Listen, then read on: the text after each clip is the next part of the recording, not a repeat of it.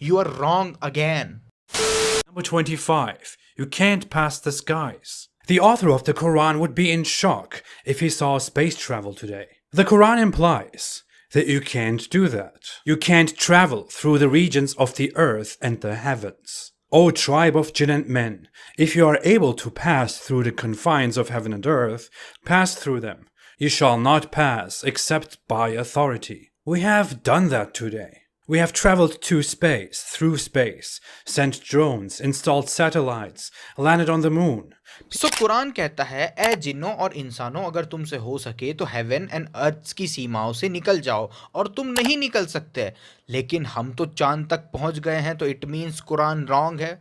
Well no, उस आयत को पूरा पढ़ें और ध्यान से पढ़ें। वो आयत खुद कहती है कि ज़मीन की और आसमानों की सीमाओं से निकलना पॉसिबल है विद पावर। ये आयत कहती है विदाउट पावर तुम नहीं निकल पाओगे, लेकिन विद पावर निकल सकते हो। इस आयत में अरबिक वर्ड सुल्तान आया है, जिसका मीनिंग पावर होता है। तो क्या कोई बिना पावर के अर्थ छोड़ सकता है? ऑब्वियसली नो, लेकिन पावर के साथ पॉसिबल है। तो कुरान भी यही कह रहा है, it is possible but with power. Secondly, क्या इंसान अर्थ की सीमाओं से निकल गए हैं सच में?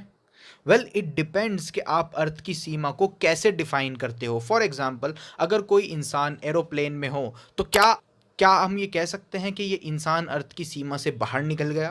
वेल नो, क्योंकि इंसान अभी भी अर्थ के एटमॉस्फेयर के अंदर है। तो इस वजह से एरोप्लेन में बैठने वाले शख्स को ये नहीं कहा जाएगा कि ये स्पेस ट्रैवलर है या इसने अर्थ की बाउंड्री को क्रॉस कर दिया। ऐसा नहीं कहा जाएगा, क्योंकि वो अभी भी एटमॉस्फेयर के अंदर है। तो अगर हम अर्थ की सीमा इस एटमॉस्फेयर से बाहर निकलने को कहते हैं, तो तब भी आज तक कोई इंसान इस अर्थ के एटमॉस्फेयर से बाहर नहीं गया है। जी हाँ, कोई भी शख्स अर्थ की एटमॉस्फेयर से बाहर नहीं गया है आज तक।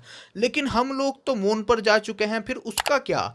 वेल उसका ये कि मून भी अर्थ की एटमॉस्फेयर के अंदर ही आता है। जी हाँ, अकॉर्डिंग टू रीसेंट स्टडीज़ हमको पता चला है कि मून भी अर्थ की एटमॉस्फेयर के अंदर ही आता है। पहले हमको लगता था कि मून अर्थ के एटमॉस्फेयर से बाहर आता है, लेकिन न्यू डाटा आया और हमको पता चला कि मून भी अर्थ के एटमॉस्फेयर के अंदर ही आता है। तो इसका मतलब ये हुआ कि आज तक किसी इंसान ने अर्थ का एटमॉस्फेयर नहीं छोड़ा है। तो मून लैंडिंग जो हुई थी वो भी अर्थ के एटमॉस्फेयर के अंदर ही हुई थी। जैसा एक शख्स एरोप्लेन में होता है तो एटमॉस्फेयर के अंदर ही होता है, ठीक उसी तरह मून पर भी अगर आप हो तो भी अर्थ के एटमॉस्फेयर के अंदर ही हो गए आप। यानी अर्थ की बाउंड्री को अगर हम एटमॉस्फेयर मान लें तो इस डेफिनेशन के हिसाब से भी आज तक किसी ने अर्थ की बाउंड्री क्रॉस नहीं करी है। मून लैंडिंग भी अर्थ की एटमॉस्फेयर के अंदर ही हुई थी। तो कुरान यहाँ किसी भी इंटरप्रिटेशन से रॉन्ग नहीं है। हालांकि कुरान ये कहता है कि इट इज पॉसिबल, हम सीमाओं से बाहर जा सकते हैं विद पावर, बट हम अभी तक गए नहीं हैं एटमॉस्फेयर की डेफिनेशन के हिसाब से।